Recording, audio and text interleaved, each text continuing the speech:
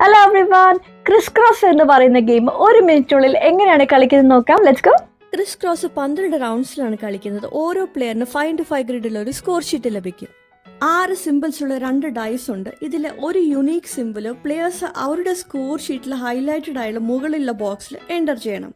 ഇനി 2 dyes role ചെയ്തിട്ട് players എല്ലാം ഈ 2 സിമ്പിൾസ് അടുത്തായിട്ടുള്ള ബോക്സസിനകത്ത് വേർട്ടിക്കലി അല്ലെങ്കിൽ ഹൊറിസോണ്ടലി ആഡ് ചെയ്യണം. സിമ്പിൾസ് ഈ കാണുന്ന ഹൈലൈറ്റഡ് ആയ റോയിന്റെ അകത്തും കോളത്തിനകത്തും ആഡ് ചെയ്യരുത്. ഇവ സ്കോറിംഗിന് വേണ്ടി ഉള്ളതാണ്. ഇതുപോലെ കളി തുടരുക. എന്നിട്ട് പ്ലെയേഴ്സ് 12 റൗണ്ട്സ് കഴിയുമ്പോൾ റോയിങ് കോളത്തിനകത്തുള്ള പോയിന്റ്സ് ആഡ് ചെയ്ത് സ്കോർ കണ്ടുപിടിക്കണം. ഏറ്റവും കൂടുതൽ പോയിന്റ്സ് കിട്ടിയ പ്ലെയർ ആയിരിക്കും വിന്നർ.